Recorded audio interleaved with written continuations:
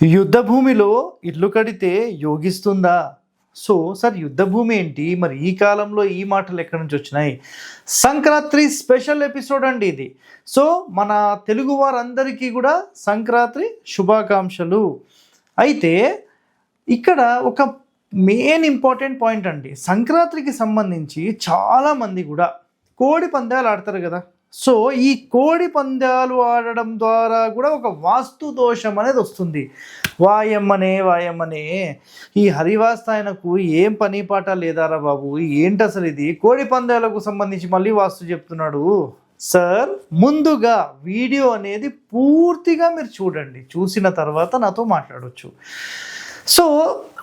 గతంలో నేను ఒక ఎపిసోడ్ చేశాను, రక్తపాత దోషము అని మాట్లాడాను. ప్రతి సంక్రాంతికి సంబంధించిన సమయంలో ఏం జరుగుతుంది అంటే, కోడి పందాలు జరిగే మూమెంట్ ఉంటుంది కదా, ఆ ప్లేస్ ఉంటుంది కదా, ఆ ప్లేస్కి సంబంధించిన వాస్తు దోషము, శల్య దోషం గురించి నేను ఈరోజు మాట్లాడబోతున్నాను. చాలా ఇంపార్టెంట్ వీడియో అండి.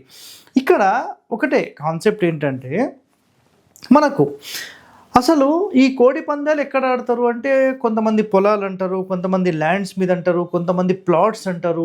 ఇక్కడ ఏం జరుగుతుంది అంటే, ఎవరైనా తెలిసిన వాళ్ళు ఉన్నారు, అలాంటి వాళ్ళతో మాట్లాడేసేసి ఒక పెద్ద గ్రౌండ్ లాంటిది, ఒక 4-5 బిట్లు 10 బిట్లు అంటే 5-5 సెంట్లు 10-10 సెంట్లకు సంబంధించిన స్థలాలు ఎవరివైతే ఉంటాయో వాళ్ళతో మాట్లాడుకొని వాళ్ళందరికీ కలిపి ఒక 5-5 వేలు 10-10 వేలు ఇచ్చేసేసి దానికి బిర్లు కడతారు. బిర్లు అంటే సింపుల్గా ఒక కాంపౌండ్ బౌర్డర్, ఓకేనా?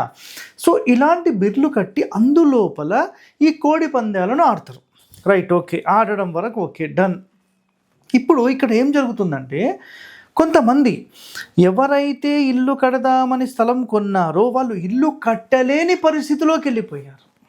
అర్థమైందా? ఏదో 10 మందికి మంచి చేయడం అనేది నిజంగా ఓకే, అది నేను ఒప్పుకుంటాను, నేను కాదని చెప్పాను. దానివల్ల మీకు ఇబ్బంది ఉండొద్దండి.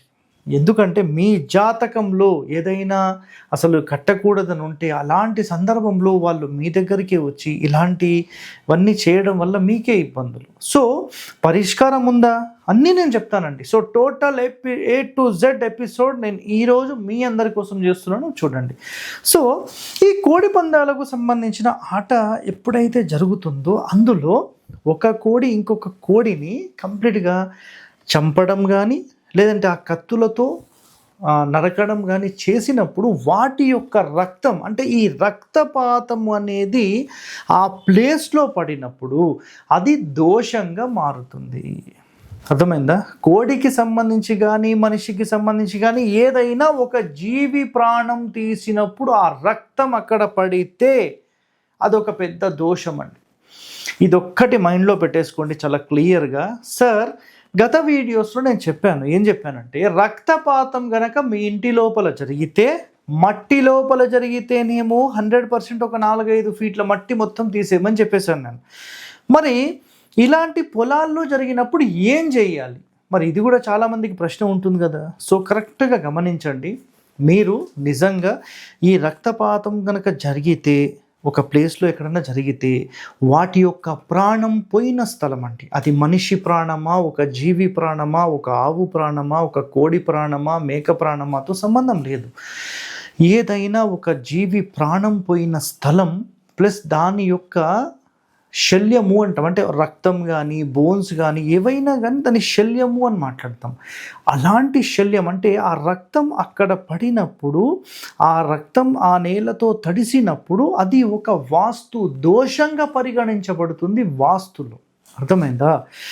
మరి దీనికి పరిష్కారం ఏంటంటే, చాలామంది ఇల్లు కడదామని అనుకొని అలాంటి ప్లేసెస్ కొంతమందికి ఇలా ఇచ్చి తర్వాత వీళ్ళు బాధపడిన వాళ్ళు కొంతమంది నాకు ఉన్నారండి. అప్పుడు నేను ఒక వీడియో చేద్దాం అనుకున్నాం, కానీ కరెక్ట్గా ఈ టైంకి మన శ్రీధర్ గారు కూడా ఈ పాయింట్ లేవనెత్తారు.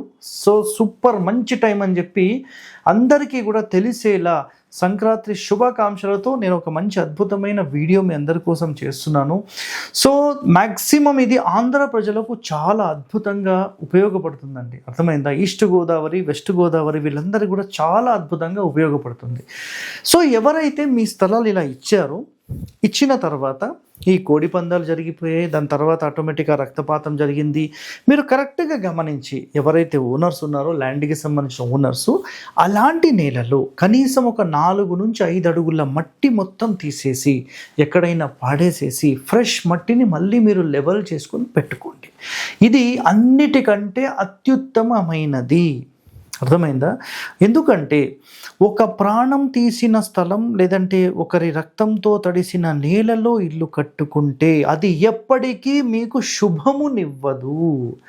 సో నిజంగా మీ అందరూ బాగుండాలని ఎంతో ఒక మంచి అద్భుతమైన ఒక రహస్యాన్ని నేను ఈరోజు మీ అందరి కోసం పరిష్కారంతో సహా నేను చెప్తున్నానండి. అర్థమైందా?